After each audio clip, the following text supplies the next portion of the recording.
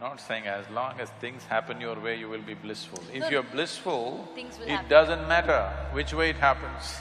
Yeah. 90% of your life is happening the way you want it. The 10% you're cribbing. Now, when you say you're in pursuit of happiness, what this means is, you want all of them to function the way you want. Then you will be happy.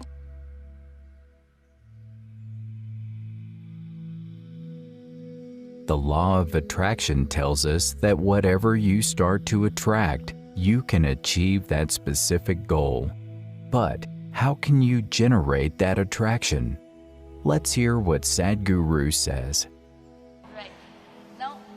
Now coming to intention, like you say that your thought is something that when you give it out to the universe, like the law of attraction, the ask…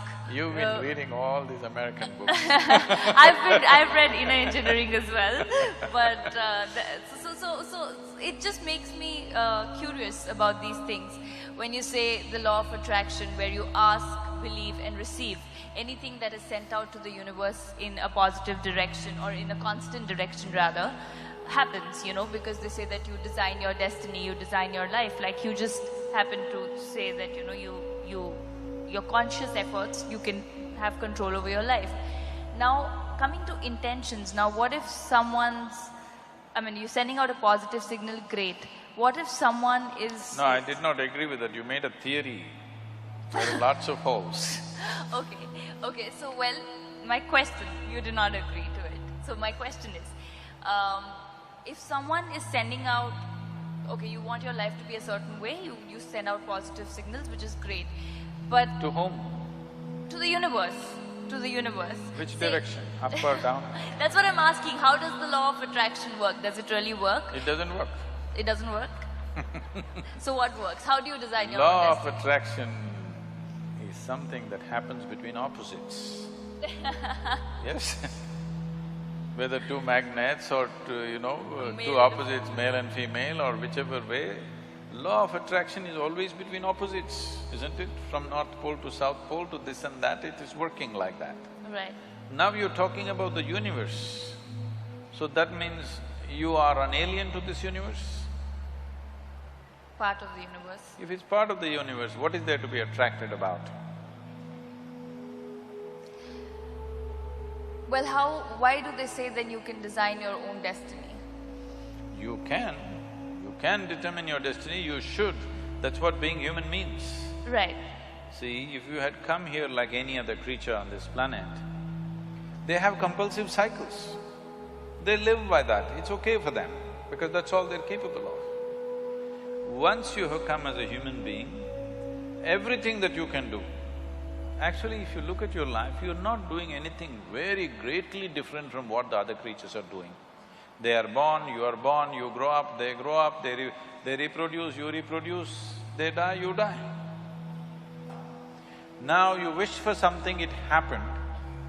I want you to know this, for most people, at least 50% of what they wish happens. It is just that they are focusing on a few things that did not happen. If you want to be fair, in a reasonably well-settled society, 90% of what they wish happens. It is the 10% they're complaining about. Yeah. Hello? Isn't it so? Yeah. 90% of your life is happening the way you want it. The 10% you're cribbing, you're never enjoying the 90% because this 10% did not happen the way you want it. Yeah. Nothing very different. But these same simple things, we can conduct them consciously. That is the significant thing about being human. The moment you conduct it, let's say you conduct your hand consciously, now this hand will do what you want, isn't it? You won't simply sit here and do like this. Now this hand will do what you want. Suppose you conduct your thought consciously, now your thought will do what you want. If your thought was doing what you want, how would you keep yourself blissful or miserable? Blissful. Yeah. If you're blissful, would you go in search of happiness? Of course. Huh? No, if you're blissful, you're just If you're satisfied with it. blissful, would your life be in pursuit of happiness, I'm asking? You'll be in a state of… Yes, you're blissful. So these things that people think are the greatest things in their life, to be peaceful, joyful, nonsense, wouldn't mean a thing to you because you're blissful. But you can't say that to them, they'll feel insulted. You have to… You have to play the tunes. But essentially, if your thought and emotion was taking instructions from you, you would keep yourself in the highest level of pleasantness, whatever that is, isn't it? Correct. Yes. If that happened, your entire life process will come to an ease, total ease. Right now, this is because you're a crouching tiger. You have to go get something, always. There is nothing to get. If you sit here, your life is complete. Now it's at ease, total ease.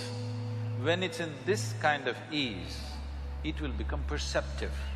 Now, just pursuing a profession, making money, or even being joyful, or being loving, or falling in love, nothing means anything to you because just sitting here, the highest level of pleasantness is happening to you.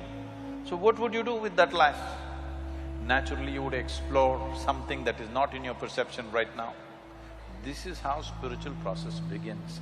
This is how you take charge of your life. Yeah. So already, to a large extent, you're in control of your destiny.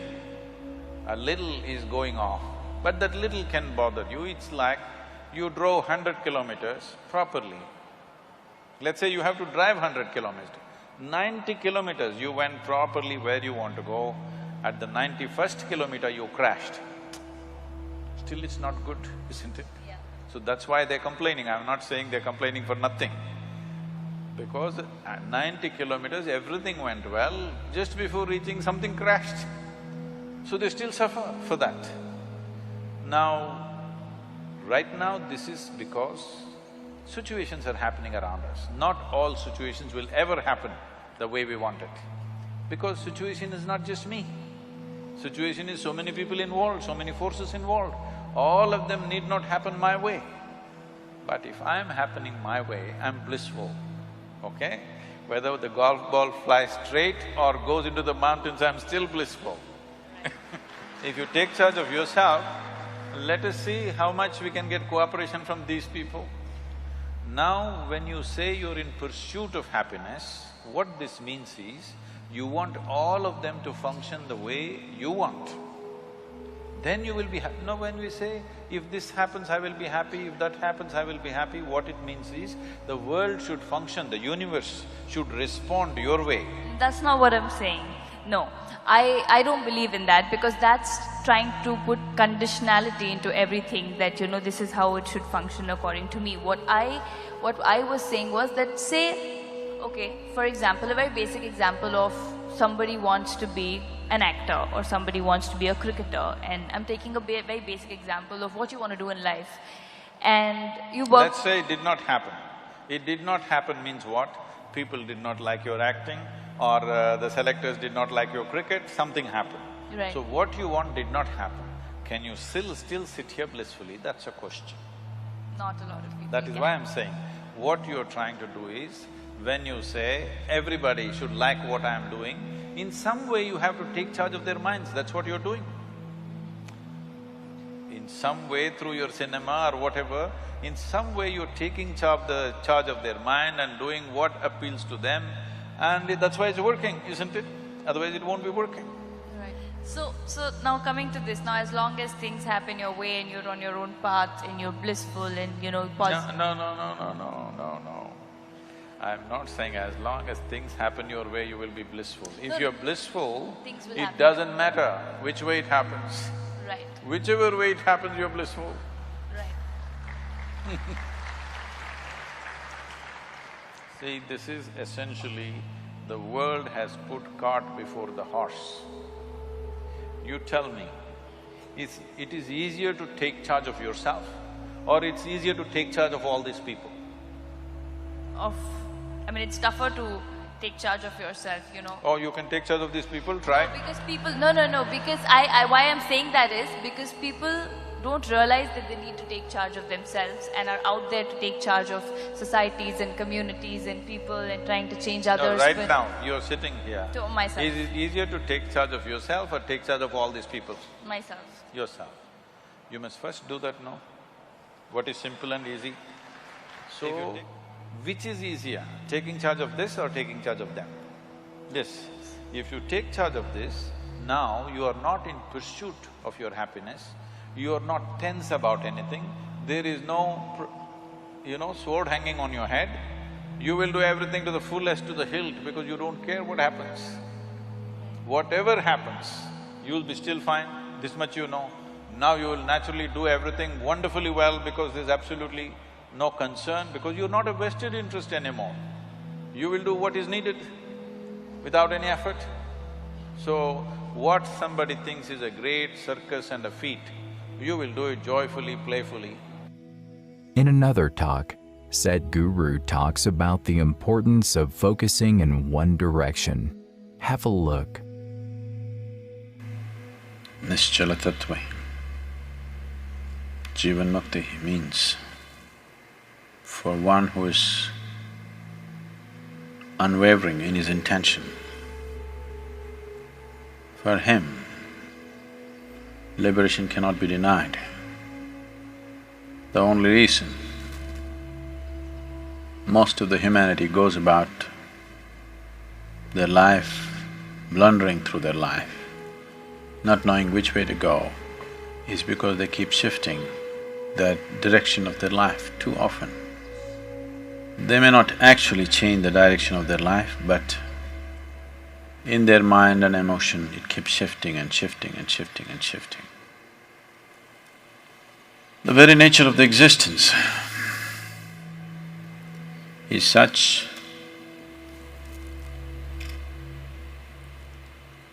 today it is also a scientific fact, but this is the experience of every yogi, that in this existence, there is energy and there's consciousness. There is no such thing as physical matter. Physical matter, as you know it today, is just concentrated patterns of energy.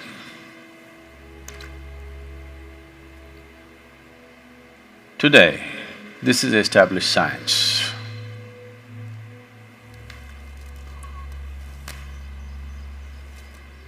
But more than 40,000 years ago, when Shiva spoke, he spoke clearly. His involvement was in absolute consciousness or in the energy, never in the physical matter, because he did not see it as real. And he spoke thus, very clearly, without any ambiguity about it. The very life within you is confused, it doesn't know which way to go. I would say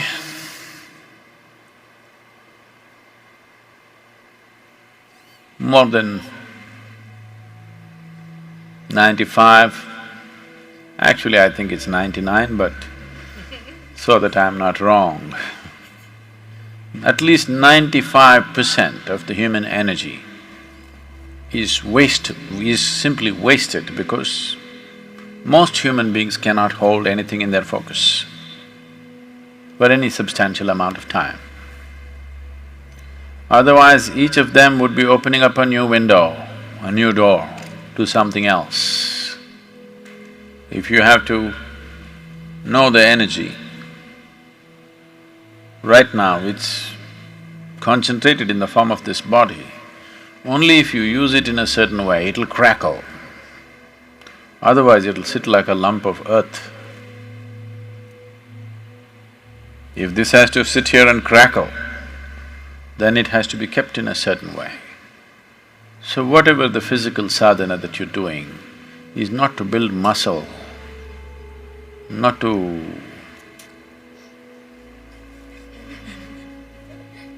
that when you go home you can dominate the people at home. I'm telling the ladies. You could be stronger than them.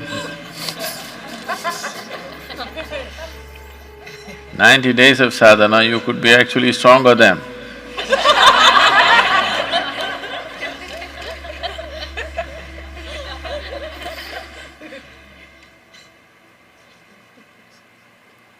If your energies can crackle